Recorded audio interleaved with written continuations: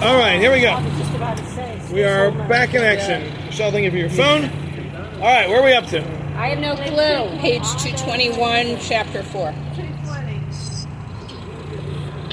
Wow, we got a couple of quick answers. Sorry, I don't know because I've been. Yeah, 220, 221, chapter 4. Huh.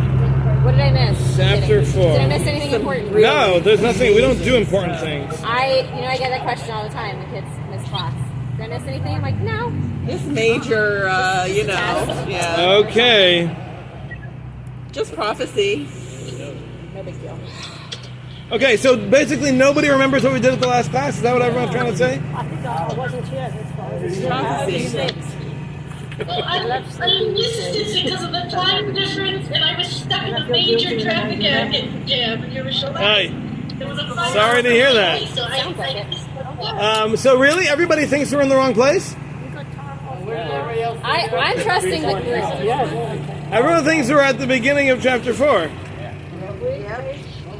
Okay. 221 or 220, I trust depending Michelle. on whether you're Okay. Hebrew or English. Right. Your niece said she was stuck in traffic, but she's here now. Okay. Hine.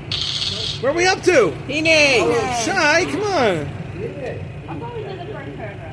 Ah, we're getting somewhere.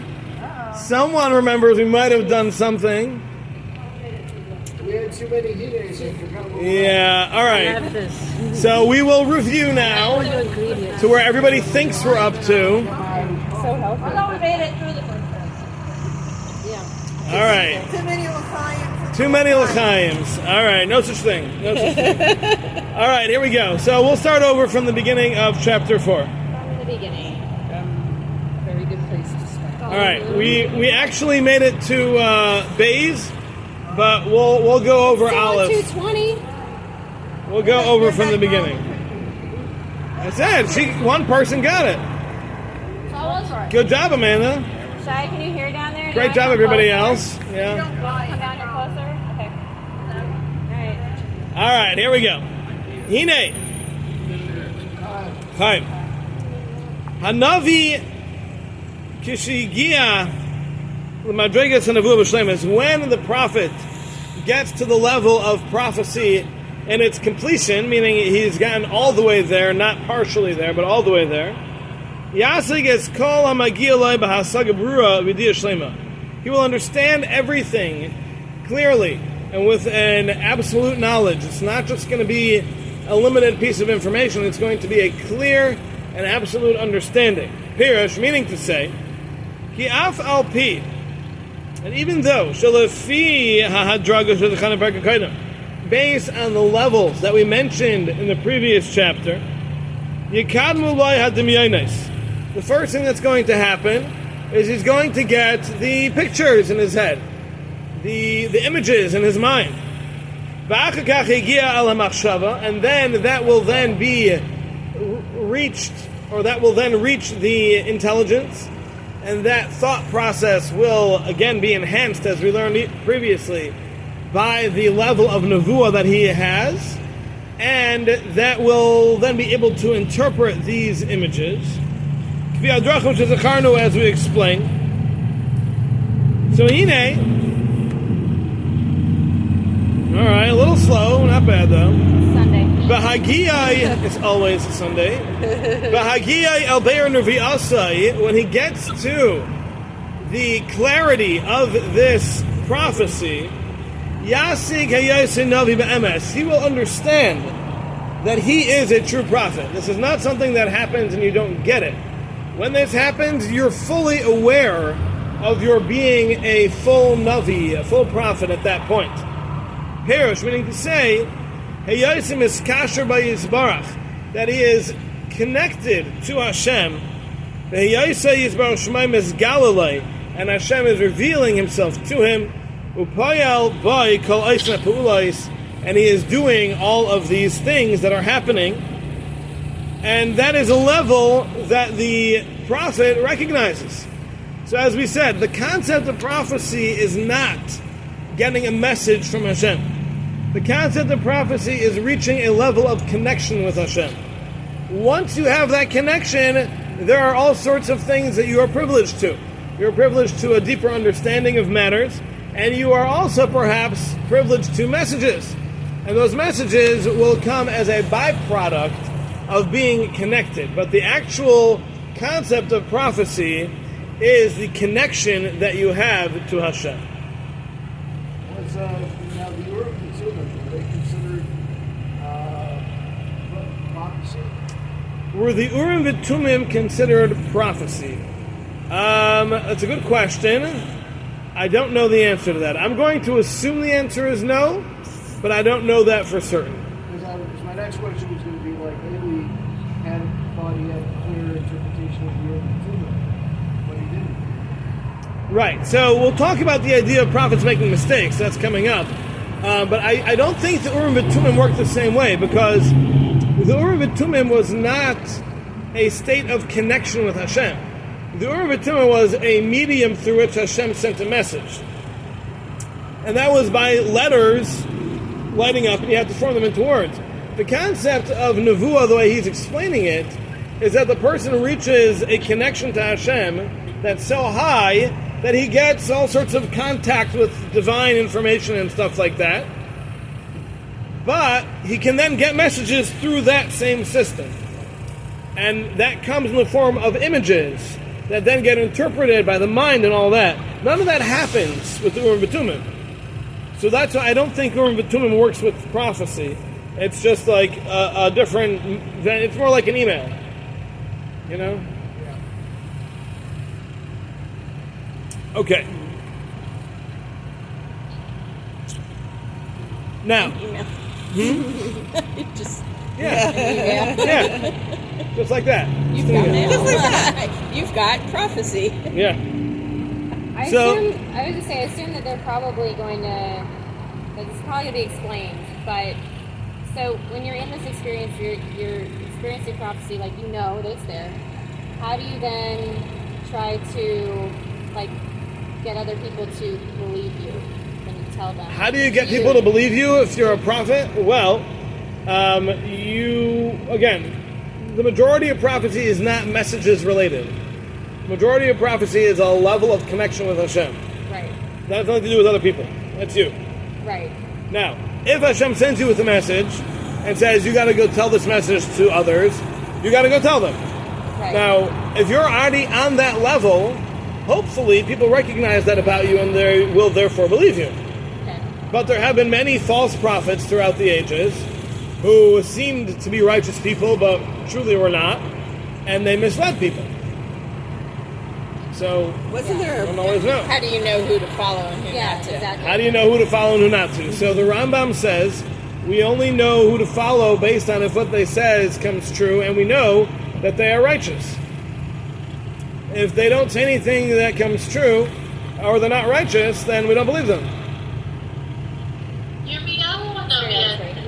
Hold on 1 second. I can't hear you. I'm going to try to turn the volume up. Okay, go ahead, say that again. There were problems with Yirmiyahu Hanavi where he was not believed at one point. Yeah, we He certainly... was definitely a very real Navi. Yeah, there are definitely times where the prophets were not believed and people didn't listen to them because they didn't believe them. Right. And part of that came from the fact that there were false ones. So people didn't know who to believe, and that made problems. Wasn't there a prophet Yeah. university? Was there a prophet university? Yeah, there was something like that, right? There were yeshivas that Right? taught, yes, that prepared the prophets for their jobs, yes, which we're going to learn about. Oh, okay. Ozaki Okay. had one with over 1,000. I'm sorry, hold on, say it again. Ozaki had one with over 1,000 students in it. Yeah, there were big prophecy yeshivas out there, yes. No question. Okay. Power washing a form of prophecy. Is power washing a form of prophecy? No. But it is a form of distraction. So it's what we call the Yetzer Hara. Zone it out. That's right. Okay. So Ramchal continues and he says, "V'yasig hayayis hadamyanas Hashem nitztayir by," and then he will understand these messages, these pictures, these images that are being sent to him. Dimyanas nevuim nisalim mishifa yisbarach shemay shefei elav. These are prophetic visions that are being sent to him directly from the Shefa that Hashem sends down. And Hashem will also implant the understanding of this message, whatever it is, al yidei shifai zeh, through this Shefa that he is sending it with.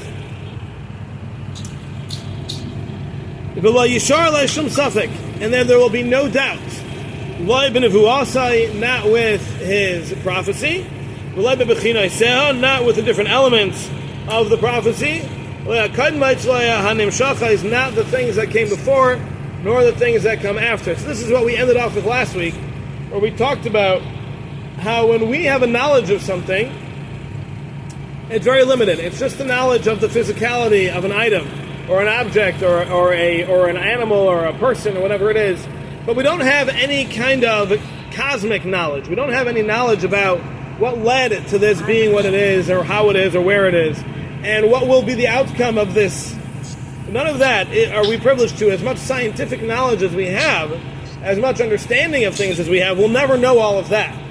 The knowledge of the Navi not only does it include the knowledge of the event, or person, or thing, or whatever it is, but he also has an understanding in the big picture of what it's doing here, and what the outcomes will be from its existence. So it's a much more thorough understanding of something, or someone, or an event, than simply knowing what it is. Okay? That was the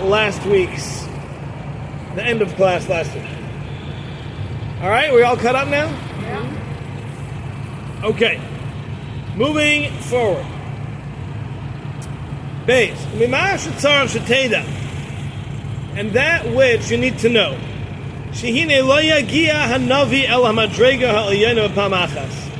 And that is that the Navi will not attain this level all at once. But he will go one level over another. It's going to be a step-by-step process that he needs to grow into. Until he reaches the highest level of complete prophecy. And this is something that needs to be taught. Just like all other jobs, any other craft, you need to be taught. You need to learn it. It's not just something that you're born with and you just have it one day. You need to learn the craft. You need to learn the trade. You need to learn the skill. And that requires, A, having a teacher to teach it to you, and B, that requires going through all the motions until you get to that point that you understand it fully and are able to do it completely. So it's the same thing when it comes to Nevuah. Nevuah is not something that somebody wakes up with one day and says, oh, I got it. Nevuah is a process that a person needs to grow through until they finally reach the highest level. And it needs to be a teacher. Are you, as you're growing and growing, are you already receiving the information, and as you're being taught and you're learning that information clearly and how to use it? Or is it something like you're growing, learning, and okay, you're at this point and you're given? Does that make sense what I'm asking? Yeah, okay. So the way it works is, and we're going to see more about this as we go, is that as the person grows in his connection to Hashem, he might start getting some blurry images. And he might start getting a degree of connection that will give him some information. And as he grows and learns how to use that and how to interpret it and how to just deal with all of that, he can elevate that level until he gets to more clarity and a higher level of perfection. Okay. So how does somebody know? Okay, if I get the apprenticeship process. I'm feeling very Star Wars right now about it. Right? Sorry. This is how I remember things. So, is it that someone might have a clear vision, and then they know to go to learn more from, like, how do they, it's almost like, how do they get identified as being a Navi? Okay, So we mentioned To be able to earlier learn more. that when a person begins the process of connecting to Hashem, they are able to grow to a certain point. But after that, they need a teacher to teach them how to grow beyond that point. And that's where the apprenticeship comes in. And they learn from the teacher, who's already a seasoned prophet, how to continue to grow and ascend those rungs towards the highest levels of prophecy. So you see how I'm relating it to Jedi, right? Always. Everything. So who was Devorah's teacher? Who was Devorah's teacher? I have no idea. No idea. Probably Rabbitzin David. Okay. All right. So, I'll continue. That the person needs to grow and continue to rise up the ranks and up the steps until he gets it clear. And that's when you're ready. This is the concept that we find throughout the works of the prophets. We talk about the Bnei Hanavim, the sons of the prophets. That they would stand before the prophet to learn the ways of prophecy, whatever was necessary. So the concept of the Bnei Hanavim is mentioned many times throughout the works of the prophets, and many understand this to not mean the children, but it means the students. The students of the prophets were the ones who were standing by them to learn. So that's who we are referring to in many cases when it talks about the Bnei Hanavim. Okay. Now, V'hine. Time. After she'agia gilui mimenu yizbar shmei la'adam, it is possible that a person who is in the beginning stages of growing in prophecy will receive a revelation from Hashem, but he's not going to recognize it for what it is the way a prophet does, because he's not on that level yet. So even though he may recognize that there is something going on there, he won't recognize it for what it is. But instead he'll treat it like a sense, like a regular sense that a person senses a thought, or they see a sight, or they feel something. Any of those things are physical sensations, and those physical sensations could be what this novice Navi is confusing. And he might be getting a message from the divine source and thinking it's just something in his imagination, or it's something that he's actually seeing, but he's not. So he's going to attribute it to something physical and natural, but in reality, it's a divine message. So at the earliest stages of a prophet's career, or training, I should say, this is going to be what happens. And it will remain that way until the shefa that Hashem sends of prophecy is much stronger. When it gets much stronger, then he'll be able to differentiate and say, okay, this is not a natural image in my head. This is not something that I'm actually hearing with my ears, or seeing with my eyes, or picturing with my imagination. This is information that's coming from a spiritual source. It's not a manifestation of something physical. We talked about the concept of Navi losing control of his human faculties for a moment. So shouldn't that be a trigger for the person?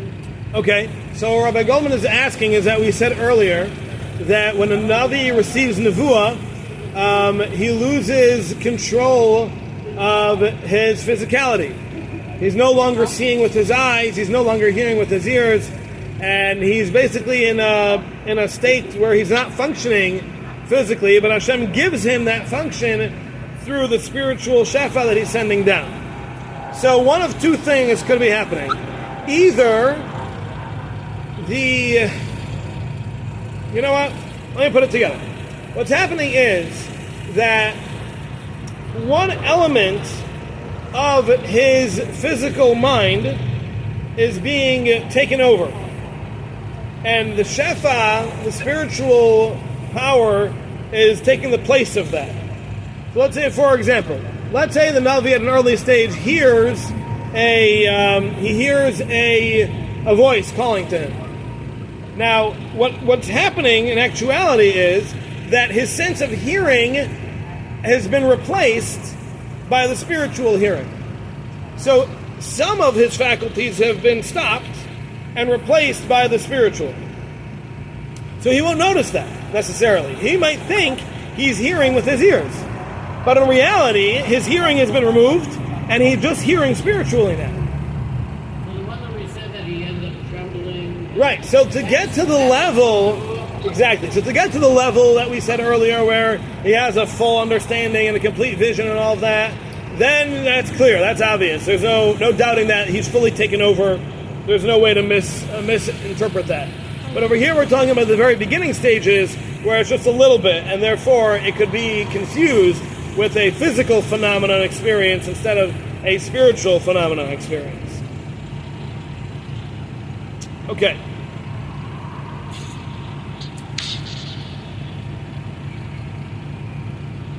Okay, so now, once the person grows and reaches this level of full prophecy, then he'll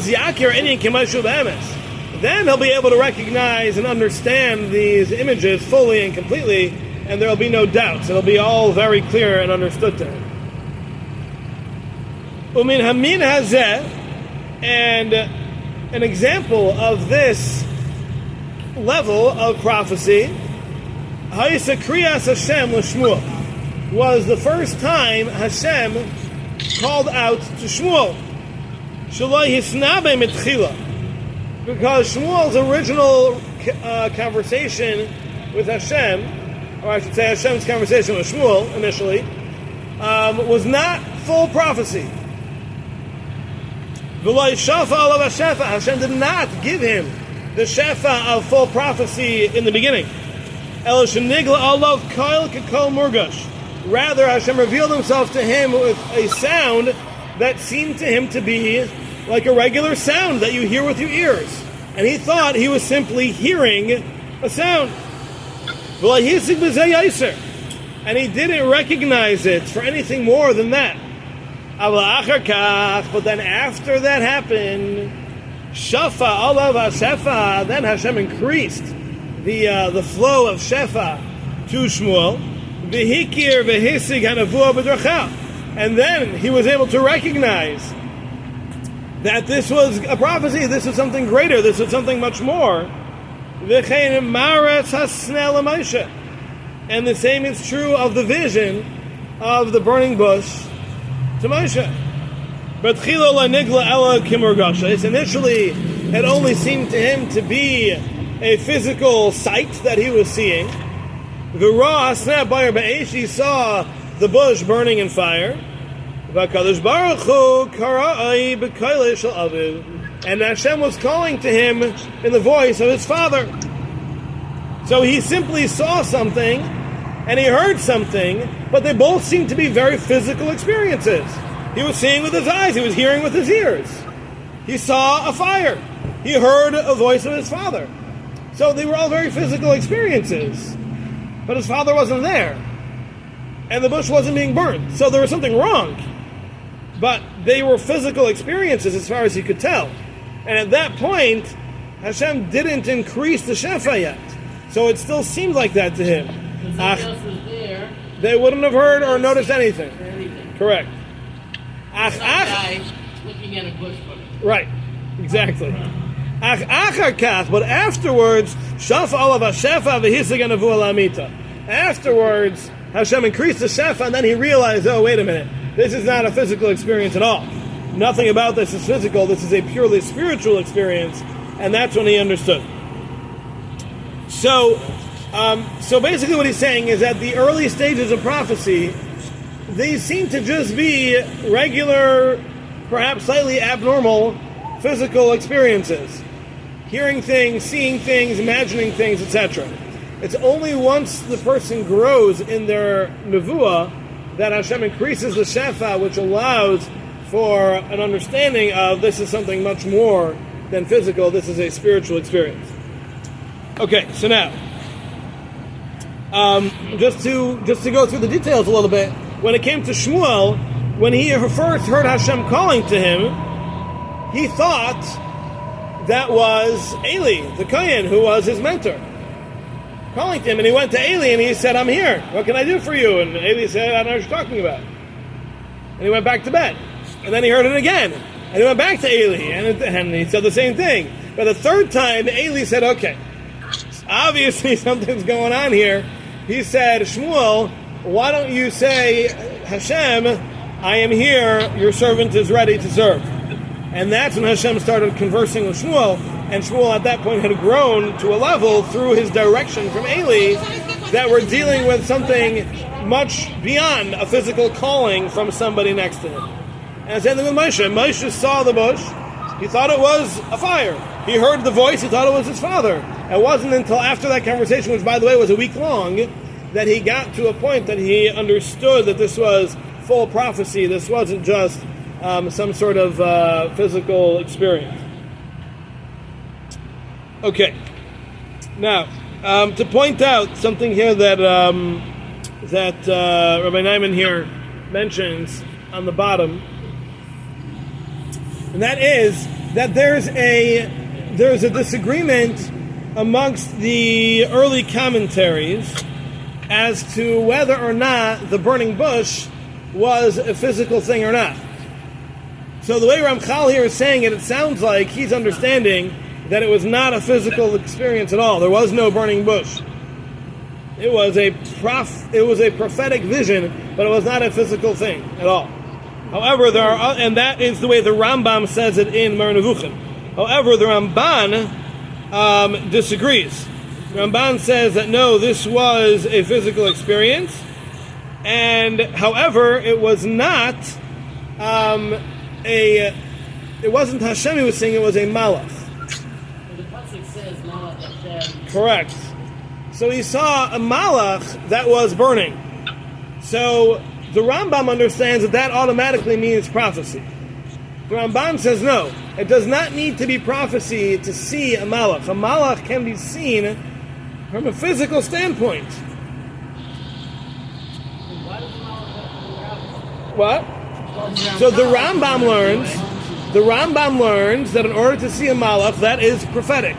There's no such thing as a physical being or a physical organ sensing a spiritual thing.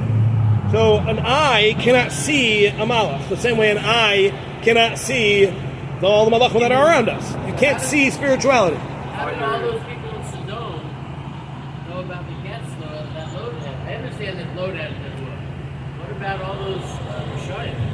How did they see it? Okay, that's a good question. So I haven't gone through that Rambam in Mar Nevuchim, but my guess is that there are two ways for a malach to appear. A malach can come in a physical garb, at which point it can be seen by people, or a malach can come without a physical garb and remain a spiritual being without any kind of physicality around them. At which point they would look like a fire. Then he's not locked into saying that it didn't exist. Well, again, here, but when you saw the burning bush, that was a fire.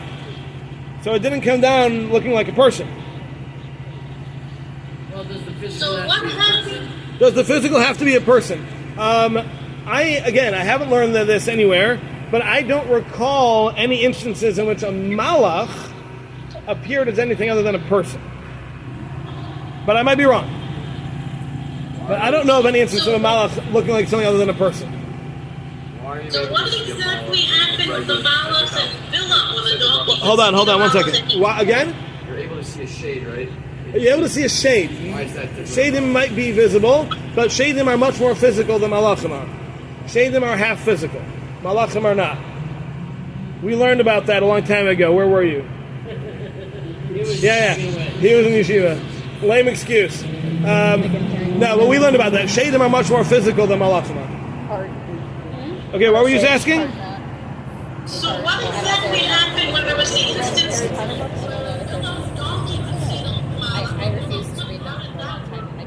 how could Bilam's donkey see the Malach? So Bilam's donkey was able to see the Malach because the pasuk says that Hashem opened the donkey's eyes and allowed it to see, and then Hashem opened the donkey's mouth and allowed it to speak. That was not a normal physical experience. Animals can see much more than humans. Correct. Why they can't talk. So And if they would be able to talk, it would be much more. right. So Rashi says, he's quoting the Gemara over there that says that the animals have a much lower level of intelligence, but they can see spiritual things. And if they had a higher level of intelligence like people, then they wouldn't be able to handle being able to see all the spirituality. So, this bug is driving me crazy. So, yes, animals are given a perception of things that people are not, and they do see differently. They do. So again, so the Rambam understands that a person cannot see spiritual things. So therefore, he understands that the burning bush was purely a prophetic experience, which seems to be what the Ramchal here is saying as well. The Ramban, on the other hand, says that no, seeing a malach does not need to be a prophetic experience. It can be a physical one. And therefore, he would not necessarily say that the experience at the burning bush was at the beginning a prophecy. Perhaps the sound of hearing Hashem calling, which sounded like his father, that may have been, but the vision of the malach was not necessarily a spiritual experience according to the Ramban.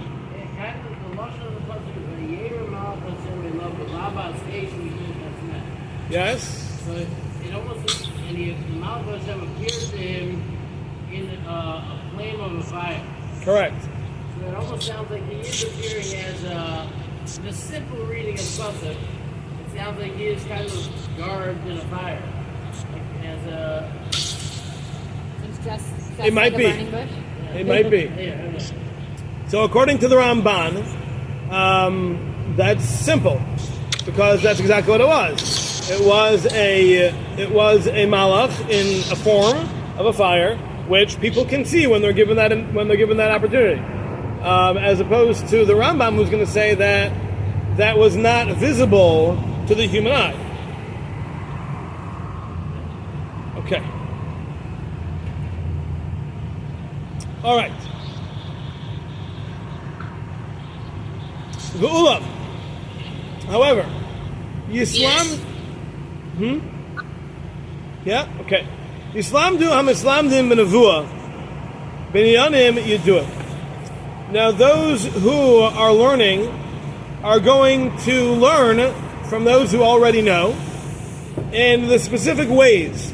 Mashiyamshich aleim hashefa elyon.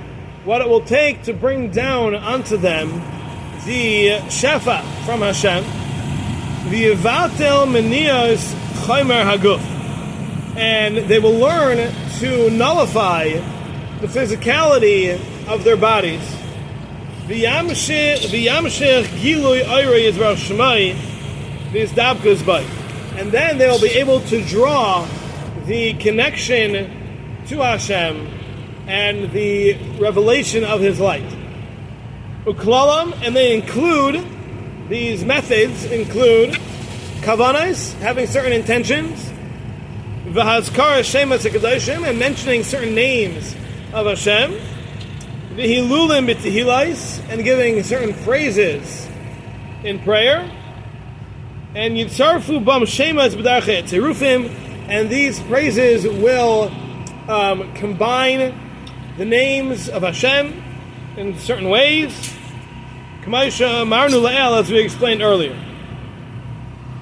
So this idea is that in order to attain this very high level, there has to be a lot of pieces in play. There has to be a process. And that process includes things of thinking certain things, saying certain things, mentioning certain names of Hashem, and saying certain prayers, and using those to combine to create names of Hashem. Now, most of us here don't know much about any of that. One that we are familiar with is Anabakayach. If you look at the Kabbalah Shabbos, right before L'Chadaydi, there's a little prayer there called Anabakayach. And if you'll notice, in most Siddurim, it has it written kind of in a linear format, and on the other side of the line, you'll see just a bunch of letters. And those letters are the first letters of each of the words in that line.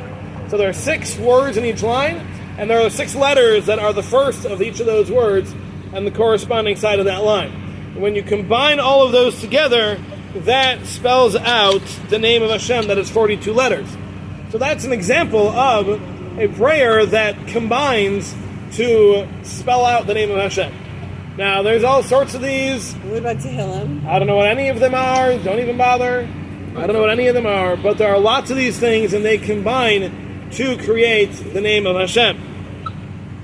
Now, Rav Chaim Friedlander writes in his commentary on Derech Hashem, he says that there is a little book in the Ginzei Ramchal, in the hidden works of the author of the Ramchal, in which he goes through a lot of these. I have no intentions of going through it, but if anybody would like, feel free to find it. What? Shavuos night. There you go. Yeah. Anyway, so Ramchal knew a lot of this stuff as he wrote about it. Okay. Okay. Ukafi ma sheyu zaychem b'maaseim, and based on how much they merit, based on what they've done in life, and they are continually purifying themselves in this matter, so will they come closer to Hashem. And the shefa will begin. And it will start to pour down upon them. And they will start understanding things, and they will start understanding more things and things upon other things, until they reach the level of prophecy. So it sounds like the process kind of needs to begin very, very slowly, but they have to learn the steps. And these steps are very lofty steps about knowing the names of Hashem and how to use them, and the special prayers that connect and letters and all that. All of that is just to kind of start the process. So you have to learn that from a teacher. You need a mentor to teach you all of that in order to continue on that road to eventually reach a state of nevuah.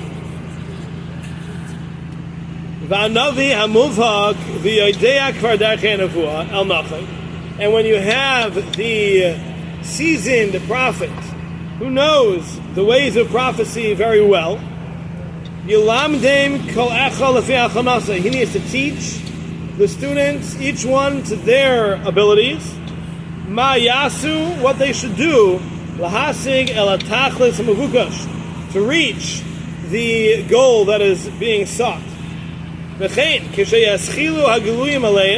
And then once these visions start coming to the young or novice prophet, he will teach them what to do with these bits of information that they've been given, with this little bit of understanding that they have. And what is still missing from their growth in order to reach the level of full prophecy that they are seeking. So they're going to need a teacher. They need someone to show them the way, how to use the things that they have, how to do the things that they haven't done yet. All this needs teaching. You can't just figure this stuff out on your own. Ad amdam al burya, until they get it fully. And at that point, it'll be the full measure of prophecy. Because even though you might start getting these revelations, and the shefa will start coming, that's not enough to get right to the end, to where you fully get the whole prophecy thing. It takes a lot of learning, a lot of teaching, and a lot of work to get to that level, until you finally get to that level that it's complete. Kol echad lefi ma'alasav echanasa, each one to the level that they are capable of attaining. So bottom line, it's a big process. It requires a teacher. There's a lot involved in every step, and even once you started, there's a long way to go and a lot to learn. So anybody who is planning on it, sorry, ain't happening. All right, thanks for coming. We'll see y'all next week. Thank you. And maybe we'll be able to get them to come a little later in the day. All right, bye-bye. Thank you. Thank you. I'll be in Ohio. You'll be in Ohio. Yeah,